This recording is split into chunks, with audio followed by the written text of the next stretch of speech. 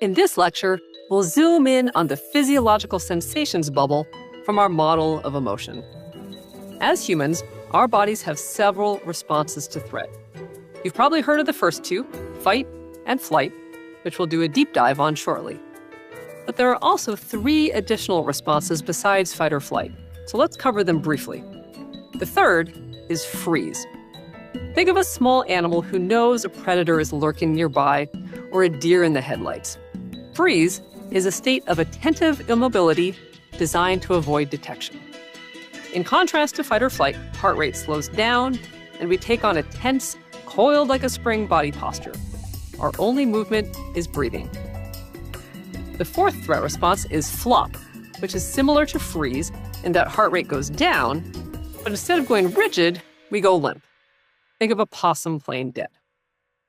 And the fifth is fawn, also called appease, which includes trying to placate, plead with, or otherwise defuse the threat by being friendly, pleasing, or bargaining. Think saying, "good doggy," to a snarling dog, or trying to negotiate with a mugger. Fawn is a uniquely human response to threat. However, since we're here to talk about panic, let's turn our attention to our body's two activating physiological responses to threat: fight and flight. Like we talked about back at the beginning of this course, all emotions are physical. Shame, for example, is a rising heat and an urge to cover our face. Anger is a shot of adrenaline, furrowed brow, and clenched fists. For anxiety, here's how the physiology works. When you're acutely anxious, your body sends blood to your large muscle groups, so you're ready to fight, to come out swinging, or flee, to get away as quickly as you can. That preparation also results in dilation of the blood vessels, which makes us blush, raises our body temperature, which makes us sweat, and simultaneously leaves our hands and feet cold, since all our blood is in our bigger muscles. Dry mouth and shortness of breath are a result of our muscles' increased need for, respectively, water and oxygen. And there's more to the package deal. Trembling hands or lips result from spiking adrenaline, plus our gastrointestinal system rids itself of, let's put it this way, extra weight, so we can be quicker on our feet when we fight or run. A little bit of this revving up is good. Moderate anxiety enhances performance, whether in a job interview, projecting our best self for a date, or studying for an exam.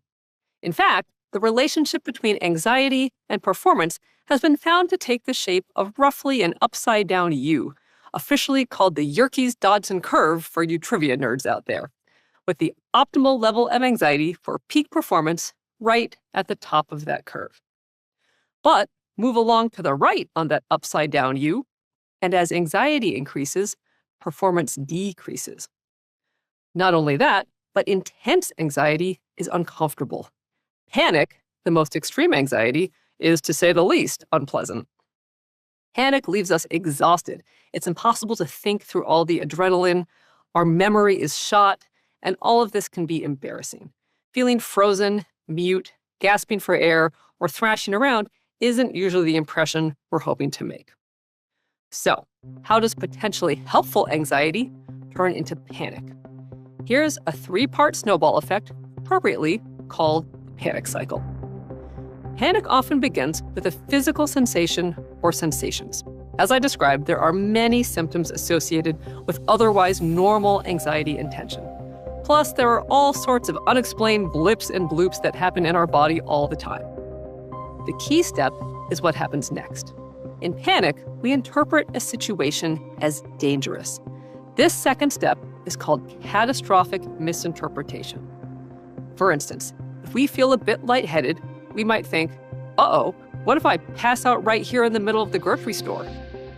Or a few minutes after climbing a set of stairs, we might think, the fact that I'm still breathing heavily must mean something is wrong. Or we might feel a particularly stubborn knot in our shoulder and think, being stressed about my work must be bad for my health. What if I'm doing permanent damage to my body? A very common catastrophic misinterpretation is, I must be having a heart attack, which often leads to emergency room visits. Other common catastrophic misinterpretations include, I'm going crazy, I'm losing control, I'm having a stroke, I can't get air, and many other conclusions that, when they enter our mind, are truly scary and consequential. Which brings us to the third step, fight or flight. Our catastrophic misinterpretation is anxiety-provoking. It's super stressful. So all our systems get ramped up, amplifying our physical sensations. Remember, the panic cycle is a snowball effect, a 3-part chain that goes around and around. So now, we're back at the first step. We have physical sensations again, except now they're stronger and there are more of them.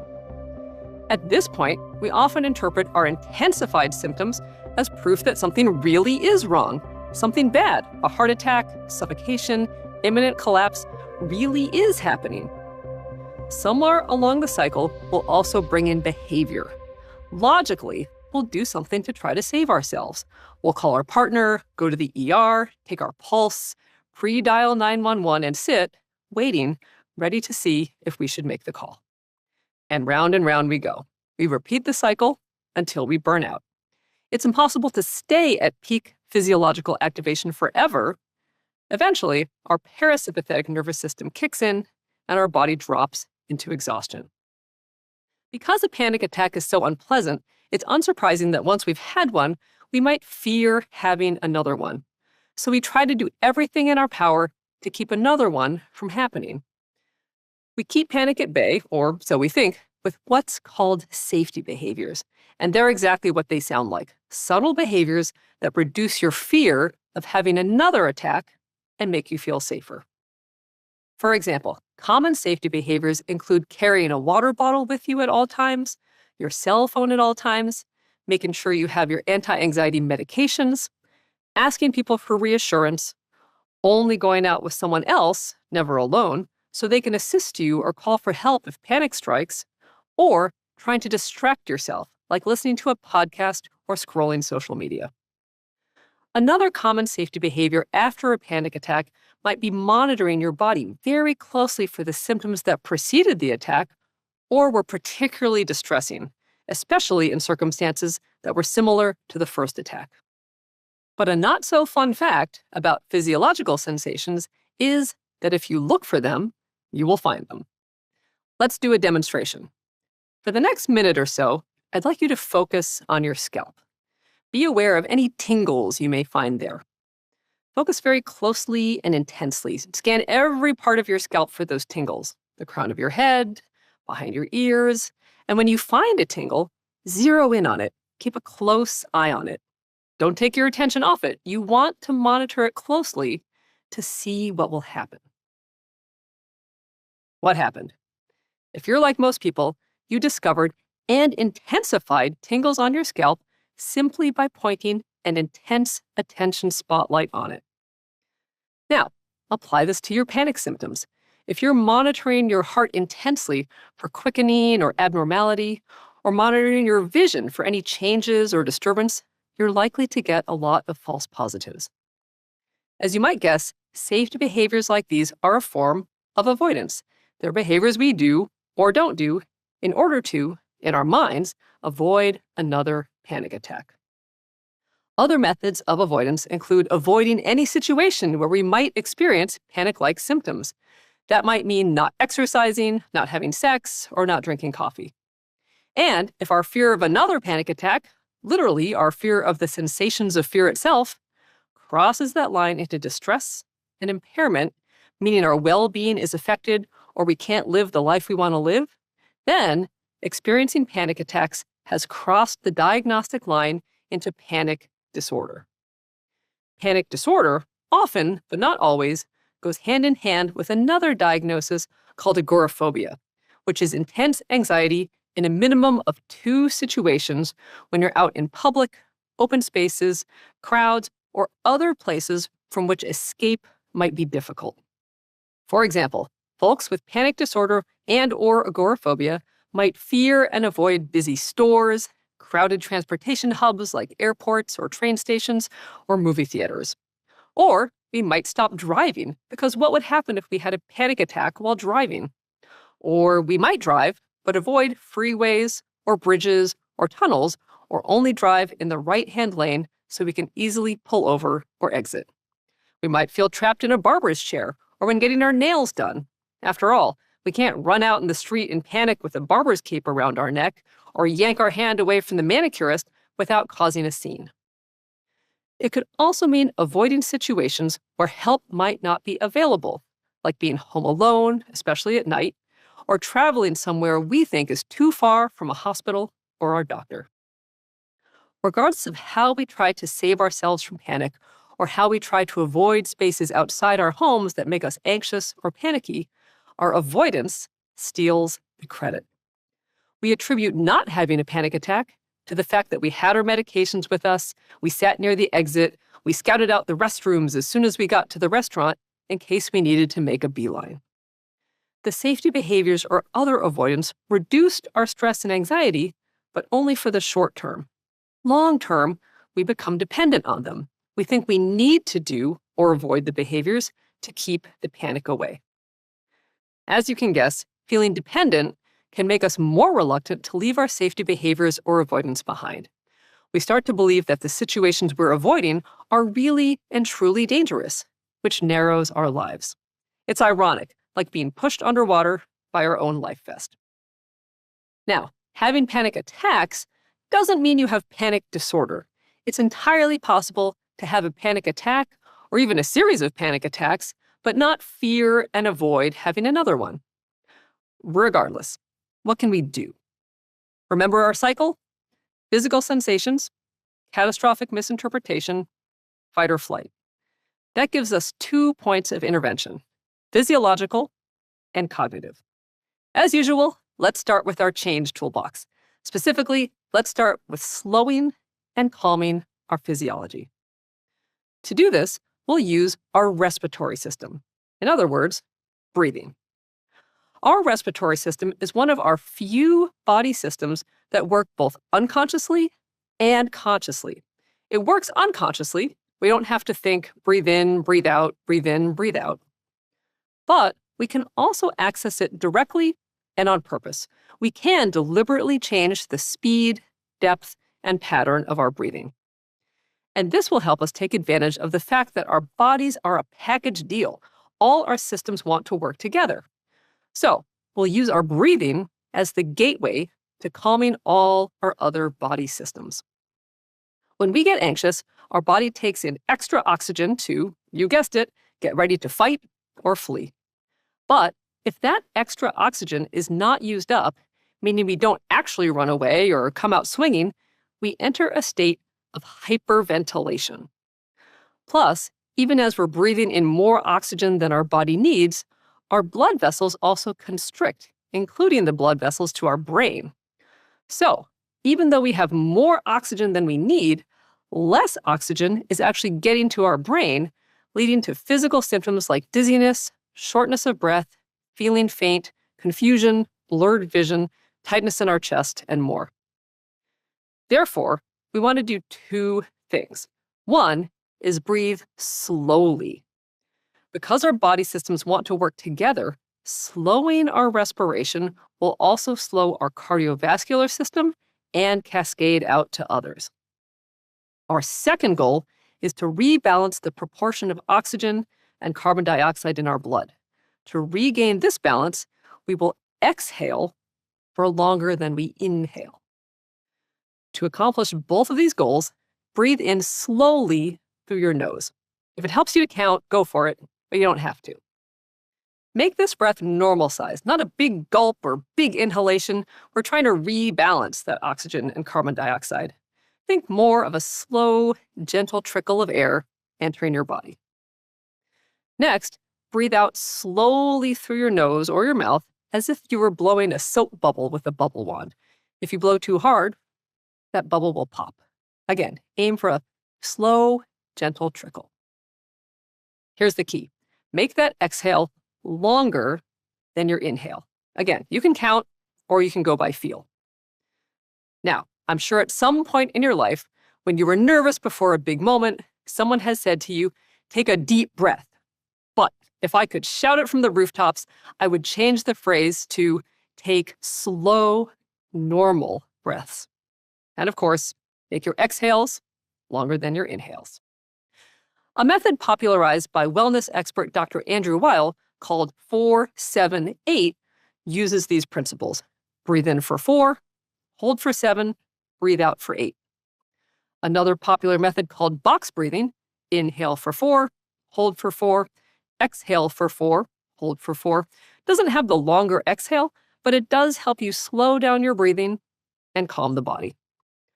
Ultimately, the exact method or count you use is less important than breathing in a calm, slow manner.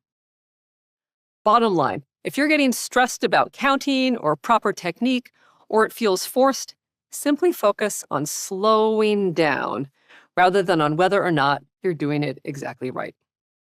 It's also important to remember that slow breathing is not a method to escape or prevent panic symptoms, but a way to get through it. Breathing slowly shouldn't feel desperate, like, if I don't breathe slowly, then I really will have a heart attack. Instead, use slow breathing to continue moving forward with whatever it is you were doing. Use slow breathing to get through anxiety. Next, let's do another change skill. Here, we use our bodies to change our thoughts. More specifically, we're going to practice the very sensations that make us anxious so we don't make catastrophic misinterpretations about them when they occur in the wild.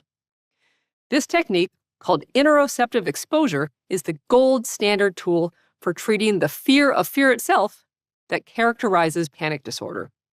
This exposure aims to change how we think about our sensations. In interoceptive exposure, we'll intentionally approach the symptoms we're afraid of rather than continuing to avoid them. As you approach your feared sensations and experience them again and again, your brain will learn that they might be uncomfortable or annoying, but they're not dangerous.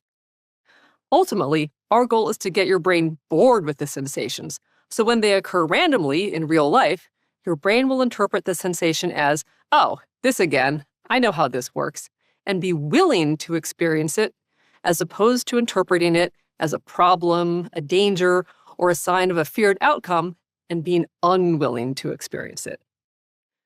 With interoceptive exposures, you're always in the driver's seat. You get to make them planned and predictable, the very opposite of panic that hits you from out of the blue. Now, if you know what sensations freak you out, you're already halfway there. Hold tight through this next section, and I'll tell you what to do after that. But if you don't know what sensations trigger your panic, your first step is to do a test run through 7 assessment exercises. We're looking for your panic triggers. Now, if you have seizures, heart conditions, asthma, low blood pressure, or are pregnant, talk to your doctor before trying these. These exercises are designed to be uncomfortable, but they shouldn't trigger an underlying condition. If you're in doubt, consult with a health professional. The only special equipment you'll need is a coffee stirrer or other narrow straw, which you can find at any coffee shop. You'll also want a timer, so your watch, a stopwatch, the timer on your phone, all these will work great. Here are your 7 exercises. 1, run in place, lifting your knees as high as you can for up to 2 minutes. Fitness classes often call these high knees. If you have wonky knees, exert yourself with any exercise that works for you. A few minutes on an elliptical trainer or a brisk power walk. The point is to produce a racing heart and shortness of breath. On a scale of 0 to 10, rate how similar to panic this feels for you. 2, hyperventilate on purpose. Breathe deeply and fast, pulling in air and blowing it out forcefully for up to 1 minute. This can replicate a sense of shortness of breath, dizziness, or a sense of unreality. Again, on that 0 to 10 scale, rate how similar this feels to panic for you. 3, here's where you'll use that coffee stirrer. Breathe through the coffee stirrer, and only the coffee stirrer, for up to 2 minutes. This will make you feel like you're unable to get enough air, and you'll know almost immediately whether this is a panic trigger for you. Rate it from 0 to 10 in similarity. 4, spin around. If you have a swivel chair or stool, spin around and around in the chair for up to 1 minute to promote a feeling of dizziness. You can also spin around and around yourself. Just make sure you're near a soft couch or a bed so you can sit down if you feel like you're going to fall. I've also had clients who have had luck replicating this feeling by swinging on a swing at a playground. Jot down your 0 to 10 rating. 5. Sit with your head between your knees for 1 minute and then sit up quickly. This will induce a sensation of lightheadedness. Rate the similarity to panic from 0 to 10. 6. Tense your whole body for up to 1 minute. Don't tense until the point of pain, but contract your hands, arms, torso, legs, even your face, everything. This one is designed to induce tension, weakness, and trembling. Make that rating. And 7, here's the final one, stare at the wall. That's right, stand a few inches away from any wall in order to reduce your field of vision and stare as hard as you can to induce feelings of unreality. As always, rate the similarity to panic from 0 to 10. After doing all these, take a rest. These exercises are uncomfortable, but they're worth the investment to set yourself up for good interoceptive exposures. If none of these exercises were relevant to you, get creative. You may have an idea of what is aversive to you, and you can develop your own exposures or do so with the help of your therapist or by searching for ideas online. I've had clients induce wooziness by watching a point-of-view YouTube video of being on a roller coaster, practice feeling jittery by drinking a big cup of coffee, replicate a feeling of chest pressure by lying on the floor and having their dog sit on their chest, or replicate a feeling of vomiting by spitting oatmeal out of their mouth into the toilet. Again, you can get creative in figuring out what's going to work for you. Take a look at your ratings. We'll practice anything that you rated as a 4 or higher. Okay, now that you know what physiological sensation you're metaphorically allergic to, what sensations trigger a big reaction in you, let's make a plan to practice it. Let's build what's called a hierarchy. Start with the symptoms that cause you the least distress. We'll start small and work our way up. Induce the sensation. Spin, hyperventilate, breathe through that straw, whatever induces the sensation for you, and continue it for 30 seconds after the point at which you start to notice symptoms. This is important. Don't try to save yourself. When you start to feel symptoms, don't roll back your exertion or try to use tricks or techniques to make it easier. Also, focus squarely on your symptoms. Don't distract yourself by thinking about something else or staring at your timer and counting down the seconds until you're done. You'll use your coping afterwards, not during your exposure. After you've gone 30 seconds past the point where you first started to feel symptoms, stop. Now you can use your coping. Breathe slowly or ground yourself. Now, rate your peak anxiety during the exposure from 0 to 10. In other words, what was the highest your anxiety got? Once your symptoms have gone away, rinse and repeat. Try it again. Go through your practice a total of 3 times per practice session. After you've done your exposure 3 times, do some self-care. Interoceptives are uncomfortable, so treat yourself to a TV show you love, a 3-song dance party, or whatever you can safely do to congratulate yourself. Repeat your practice at least a few times a week, or every day if you're feeling motivated.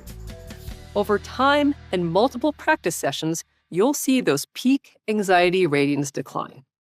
Practice until your peak anxiety is half of what it was originally. For example, if breathing through a coffee stirrer for 30 seconds past feeling like you couldn't get air made you feel anxious to a level of 8 out of 10 at first, you want to practice for enough days that your peak anxiety turns into a 4 out of 10. Over time, you're refuting those 2 lies of anxiety we introduced in Lecture 1. You're learning through experience that the sensations, 1, aren't dangerous, and that 2, you can handle them. Overall, interoceptive exposures change our catastrophic misinterpretations from, oh no, this cannot happen, to essentially, this happens, which interrupts the panic cycle and allows us to move on with our lives even with our pesky sensations. If you have a therapist, enlist their help to figure out what exposures are right for you and for assistance in creating a hierarchy. Next, let's move over to our other bucket and do some acceptance work. Here's a fan-favorite technique called 5-4-3-2-1. It doesn't aim to change physiological sensations, but as a bonus, it often does, and it can make us feel calmer and more centered by grounding us in the present moment. Here's how it works. Work your way through your 5 senses in any order. In this example, first, look around and name 5 things you can see right now from where you are. For instance, I can see a light fixture, a window, a desk, computer, and a coffee mug. Next, take a moment to listen and name 4 things you can hear. For example, I hear my voice, the HVAC system, traffic outside, and a dog barking. Next come 3 things you can touch, like the feeling of my feet in my shoes and the texture of my jacket. You see where this is going. Next come 2 smells. If you can, actually smell whatever you have at hand. Your coffee, your lip balm, a stick of chewing gum. And finally, name something you can taste. If you have something available, take a sip or a bite. A breath mint, a sip of cold water, the coffee you just smelled. If you don't, no worries. Just focus on the taste in your mouth. This simple exercise does 2 important things to interrupt our sensations of anxiety. First, it grounds us in our senses and, more importantly, the present moment, rather than letting us run away with our anxiety into the future. Second, having to keep track of the counting, 5, 4, 3, 2, 1, and remembering what sense you're on and what comes next interrupts spinning thoughts. It's a mini moment of mindfulness to pull you out of the fray. 5-4-3-2-1 is especially helpful because it's so portable. You can do it anywhere, anytime. Finally, to wrap things up, here's a method that has one foot in our change toolbox and the other in our acceptance toolbox. We're accepting our physiological sensations by changing how we think about them. I had a client we'll call Jeff, who came in for help with his fear of public speaking, a really common fear.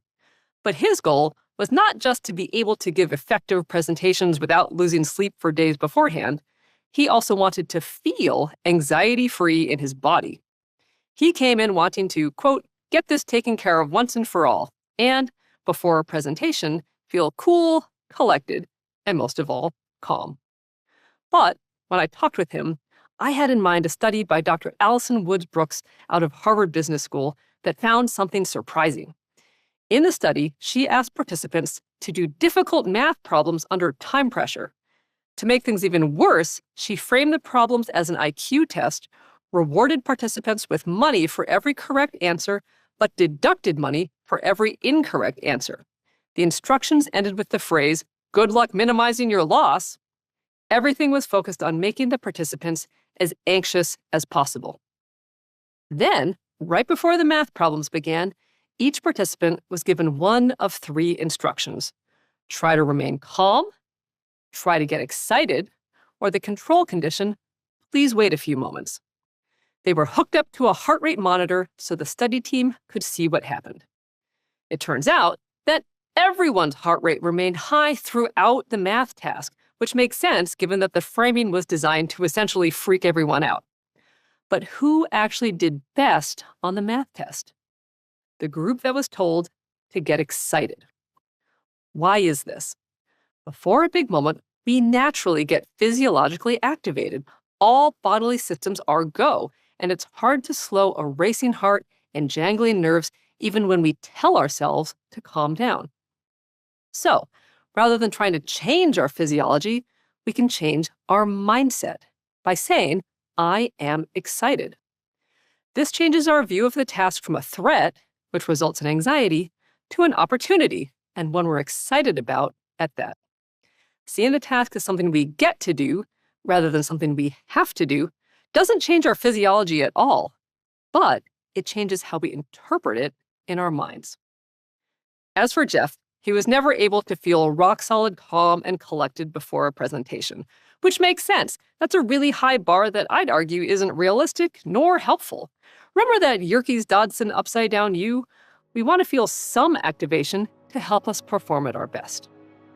But by approaching his sensations as a feeling of excitement or readiness, or this means I'm pumped, he was able to channel his nervous energy without having to change it at all. So there you have it, some change and acceptance tools for the physiological sensations of anxiety. Slow breathing with longer exhales, interoceptive exposure, 5, 4, 3, 2, 1, and reframing your physiology without having to change it at all. Next, we'll continue on our journey around the 3-component model of emotion.